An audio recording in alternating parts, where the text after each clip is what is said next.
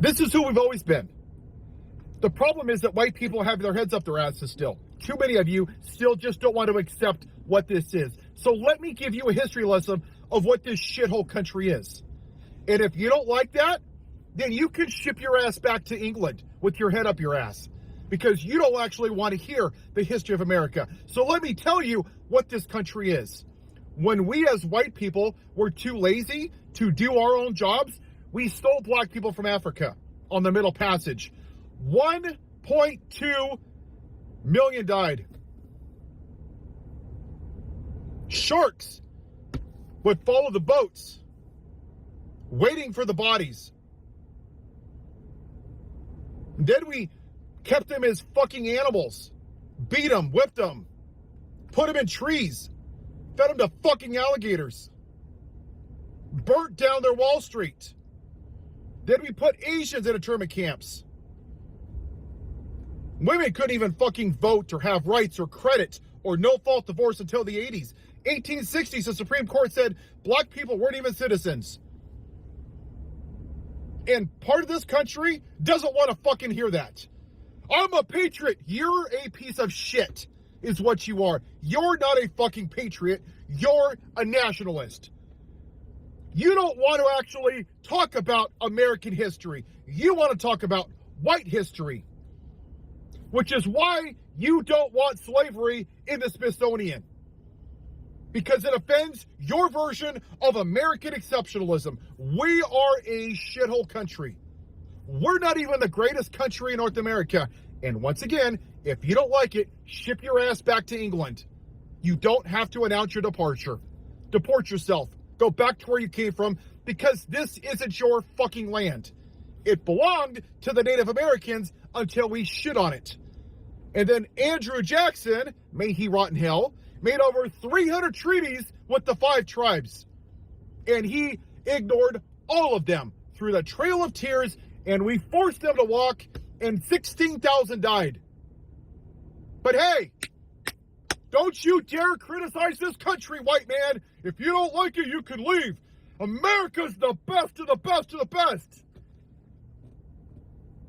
Y'all have fucking concepts of brains like you have concepts of what history is. This country has been a shitty country for everybody that doesn't look like me. And now what you're seeing with a podcaster, even though 47,000 people died from gun violence, the white people finally got a fraction of an inch of what a black person has dealt with since the fucking beginning of this experiment.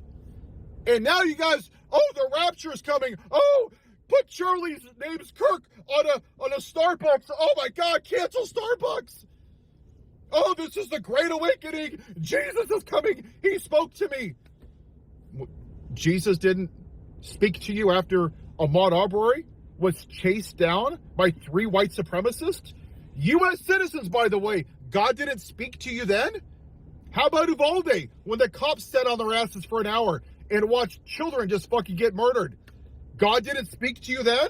How about 2 weeks before the podcaster, 6-year-olds were gunned down in a church, praying with Bibles and 10 Commandments on the wall?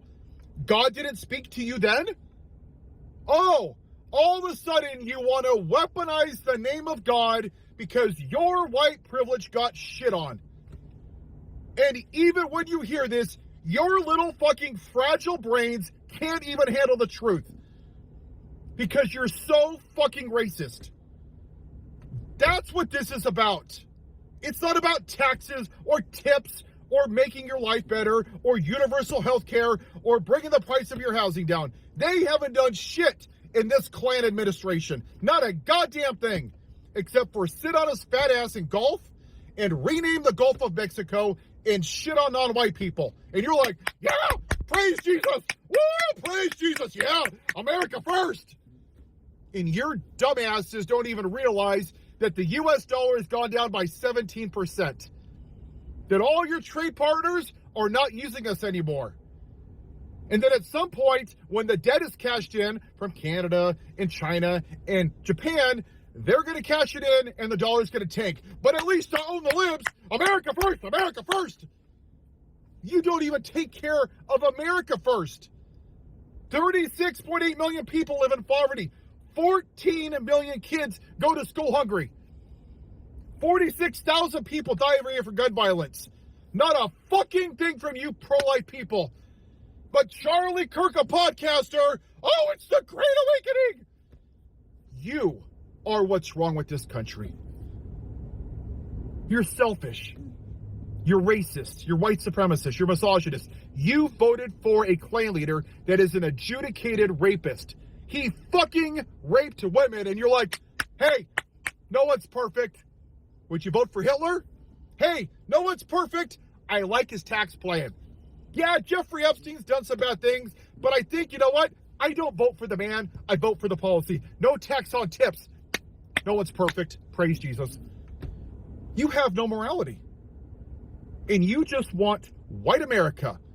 Until we deal with this problem, nothing will change. And the reason it hasn't is because people that look like me are still, right now, hiding behind your privilege. And last week, you saw those people, your cousins, your brothers, your sisters, your friends, your high school people that you don't talk to, they scurried out like a bunch of fucking cockroaches.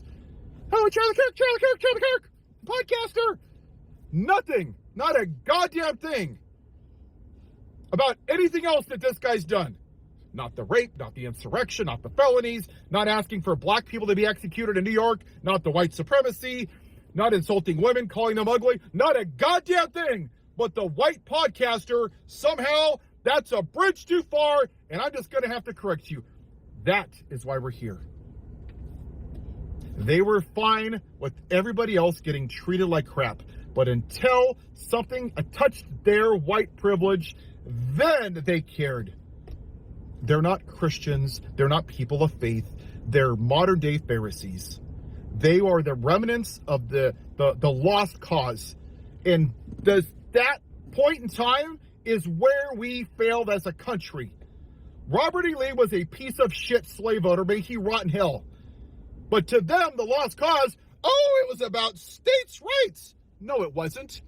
Mississippi said, we want to keep slavery because the black man, in their words, the Negro, are the only people that can work in the tropical sun.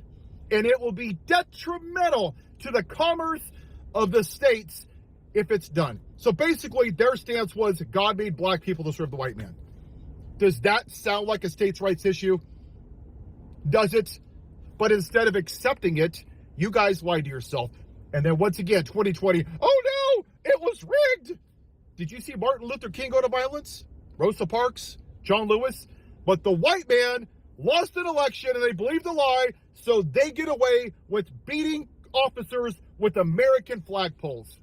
They're patriots, but if you kneel before a flag peacefully, you're a son of a bitch. Funny how that works. Make America white again.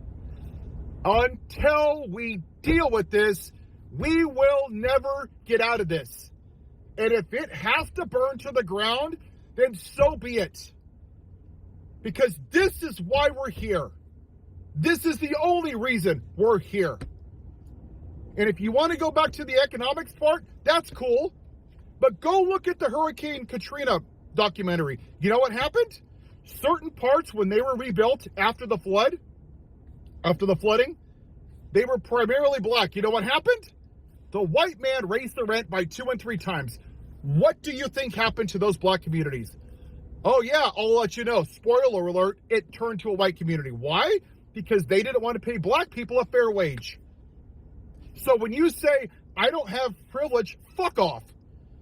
Have you had to give a talk to your kid? Have you had your house redlined? Was your house valued more? Were you called the N-word? Did you have to give your kid the talk? Then fuck off with your white privilege. Just because you're poor doesn't mean you don't have privilege. It means that you're treated differently than everybody else. That's what white privilege is. And you can shove it up your ass. Have a white day.